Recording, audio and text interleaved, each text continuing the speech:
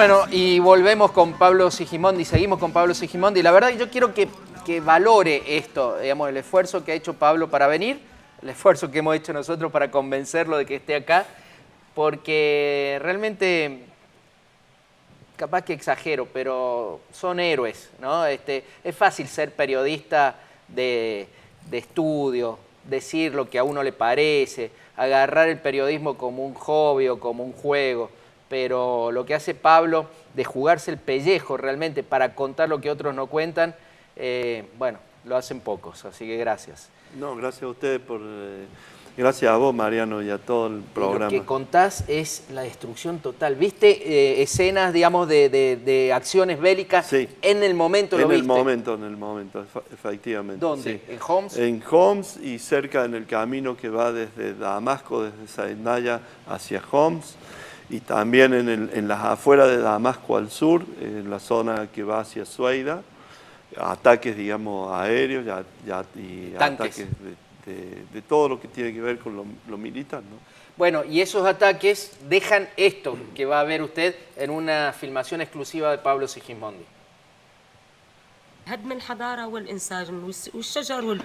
Nosotros aquí en nuestra juventud ama la vida realmente y sigue amando la vida. Lo que nos impusieron esa tragedia es doloroso ver cómo Siria, que es fuente de las civilizaciones, fuente de la historia, fuente de la cultura, cómo se ha convertido todo en destrucción a consecuencia de una ideología extremista, islamista, sionista, que ellos lo único que buscan es destruir a Siria, destruir su juventud, debilitar a Siria. Y ahora el desafío ante nosotros es reconstruir al país y arrancar de nuevo hacia adelante. Ella quisiera dar algún mensaje a las mamás del mundo sobre la tragedia, sobre lo que, como mamá, como una mamá árabe, como mi madre, como una madre árabe de todo lo que ha vivido y lo que vive. أنا كأم شهيد وبوجه لكل أم بالعالم إلا بتمنى إنه ما تبكي مثل نحن ما انحرقنا مثل ما بكينا. إذا في مجال إنه إذا في حدا عم يشجع أولادك على الإرهاب أو يجي يقاتل بسوريا امنعيه، لا تخليه يجي.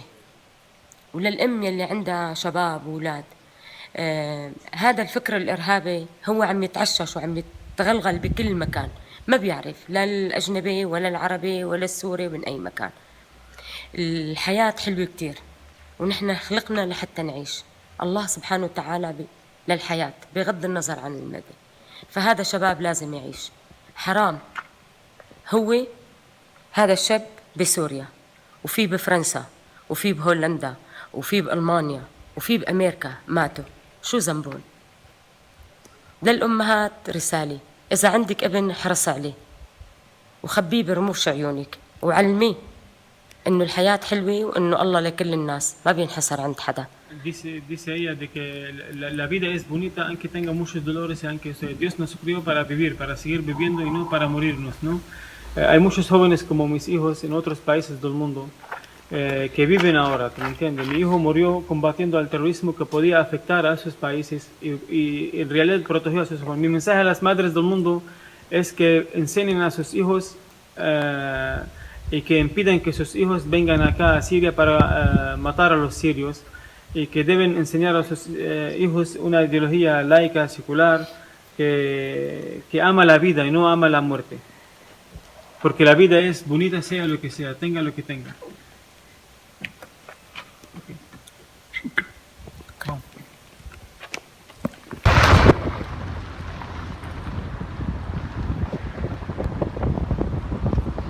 La ciudad de Homs, Pablo. La ciudad de Homs, lo que ha quedado de la ciudad de Homs, que nosotros vimos antes, hace un tiempo, un dron que volaba sobre la ciudad. ¿Habías estado en esa ciudad antes? Sí, porque hace 11 años había estado, porque Homs es famosa, tenía una iglesia famosa que se llamaba la Iglesia del Cinto, que tenía un trocito del cinto de la Virgen María como reliquia. Una ciudad linda. Era una ciudad hermosa, es la tercera ciudad más importantes de Siria después de Damasco y de Alepo.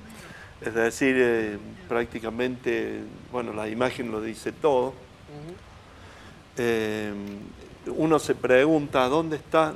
Cuando nosotros hablamos que Siria hoy tiene 5 millones de personas refugiadas en algún país de la zona o en camino a Europa, cuando hablamos que Siria tiene 10 millones de personas que no viven en su lugar de origen porque la guerra los ha desplazado, son los que viven dentro de la frontera del país, pero en otro lugar.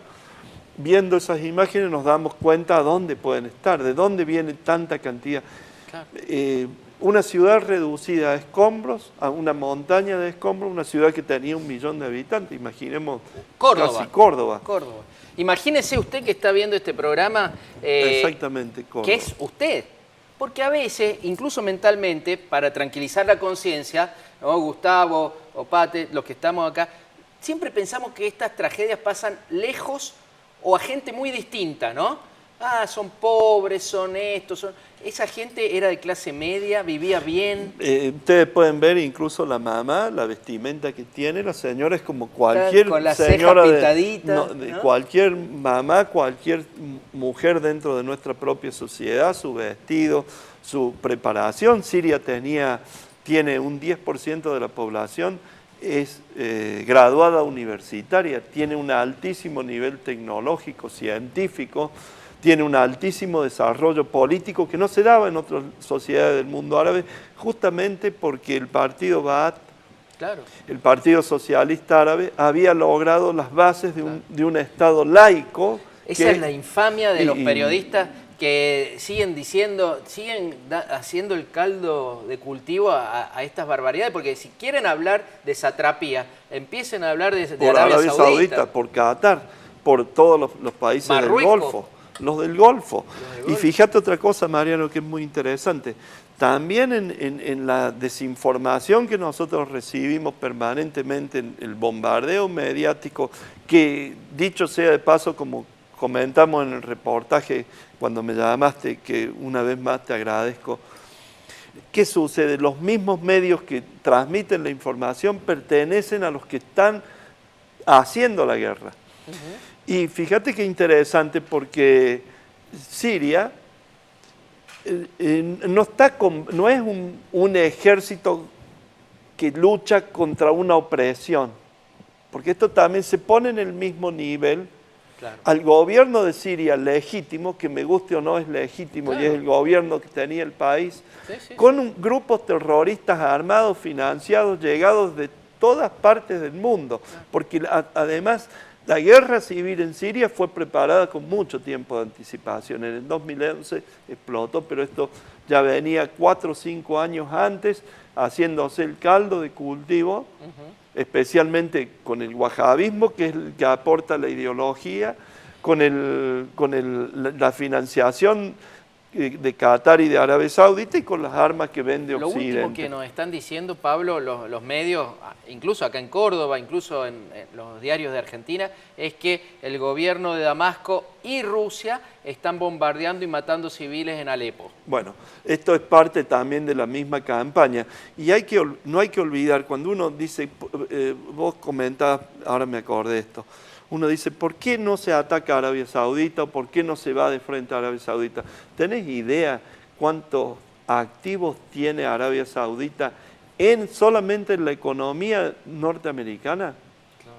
Tiene aproximadamente 2.700.000 millones de dólares, aproximadamente 10 veces nuestro Producto Bruto. Claro. En activos... Casi 3 millones de millones. Claro, serían casi 3 billones de dólares. Millones con B larga. Claro, de dólares en activos dentro de la economía norteamericana. Claro. Arabia Saudita y Qatar, de alguna manera, son países tan ricos gracias a los petrodólares que se puede decir sobornan a Occidente. ¿Cómo puede ser que un país como Qatar, que sabemos a ciencia cierta, patrocina el terrorismo de los grupos yihadistas en Siria, esté organizando el Mundial de Fútbol? ¿Cómo puede ser que un país como Qatar sea dueño de un club de fútbol tan popular como el Barcelona, el primero del mundo? Claro. Acá, perdón, Mariano, sí. Acá es donde entra a jugar la plutocracia mundial. Claro, claro. También estuviste en Malula. Sí, la cuna de mis ancestros. ¿Te golpeó especialmente eso? Me golpeó especialmente porque Malula era una ciudad, ejemplo, una aldea en medio de las montañas, a 1600 metros de altura, en las montañas del Calamún. Era un ejemplo, había estado antes, incluso con mi familia. Malula, viene la familia de mi mamá de ahí. Tenía la particularidad de ser una aldea casi toda cristiana en un mundo islámico, y también tenía la particularidad de hablar la lengua de Jesús, el arameo, uno de los únicos 3 lugares en el mundo donde se hablaba el arameo. Además, Malula, con solamente 5.000 habitantes, tenía 6 iglesias, 6 conventos muy grandes. Entre ellos, el de Santa Tecla, que es la primera santa que tiene el cristianismo, discípula de San Pablo. Los terroristas entraron a Malula y la arrasaron.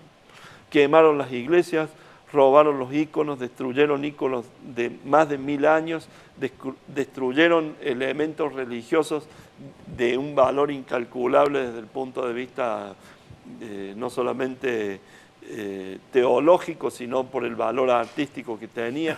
Quemaron, secuestraron a más de 17 monjas, hasta ahora no se sabe, nunca más se ha sabido qué pasó con ellas. Asesinaron parte de la población y destruyeron la aldea. Y en la destrucción de la aldea, la población local obviamente huyó. Claro. Hoy en día el 70% de la población de Malula está en campamentos. No se sabe a dónde está. Y esto también es una tragedia para toda la familia humana, porque al no estar, imaginemos esto, digo, es un lugar donde se hablaba el arameo. Se perdió. Eso. Prácticamente se puede decir que ahora esa gente desparramada, los que hayan quedado vivos, claro.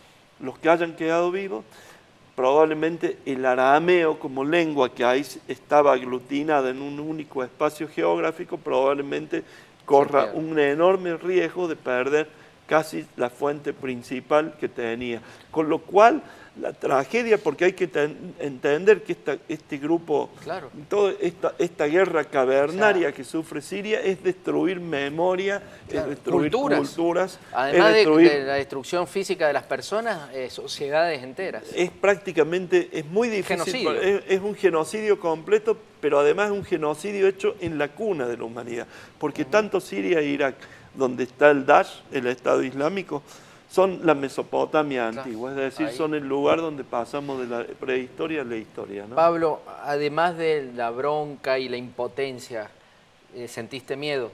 Sí, por supuesto, sentí mucho miedo, pero siempre tuve fe en la gente que me sostuvo todo el tiempo dentro de Siria, y siempre tuve fe en todos ustedes, porque todo el tiempo, cuando podía comunicarme, tenía permanentemente mensajes de aliento y de ¿cómo te diría? De mantenerme con fuerza.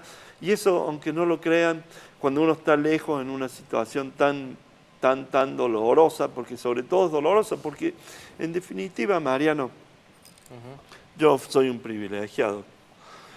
Yo fui a Siria y salí, y acá estoy. Sí, esa gente no. Y uno sabe y es muy consciente, es dramático ver la gente cruzándose las montañas para entrar al Líbano, porque el Líbano a su vez ha cerrado la carretera principal para que no se siga inundando de refugiados. Y ahora en estos próximos meses llega el invierno, y el invierno es muy duro. Y hay 4 o 5 millones de personas viviendo en campamentos de refugiados. Digo, nosotros somos privilegiados, Mariano. Nosotros tendríamos que ayudar a nuestra sociedad a tomar conciencia, porque tenemos que por lo menos hacer lo mínimo indispensable, que es colaborar para que se pueda sostener, aunque sea con nuestro mínimo aporte, esta gente que está padeciendo verdaderamente los estragos de la guerra. Bueno, vos lo estás haciendo y te comprometo para que en algunas semanas puedas volver, porque la verdad que no puede pasar, tenemos que seguir esto. Me parece que es lo prioritario, el lugar más álgido del mundo, y necesitamos, por lo menos desde el mensaje, llamar a la conciencia. Gracias, Pablo. Queríamos que estuvieras ahora para que no pasara más tiempo, pero volverás. Gracias a usted y disculpe porque he tenido un tiempo de reflexión también interno, porque también para mí ha sido muy duro poder asumir todo lo que vi. Muchas gracias. Te vamos a traer con Abdallah Sadi, el cónsul de Siria en Córdoba, a ver qué se puede hacer también para recibir alguna familia, por lo menos, aquí. Vamos a un corte, enseguida volvemos. Gracias. Arriba Argentina y Paraguay, Uruguay, el canto de Brasil. Mi guitarra suena por la unión universal y por los hombres que sembraron mi país.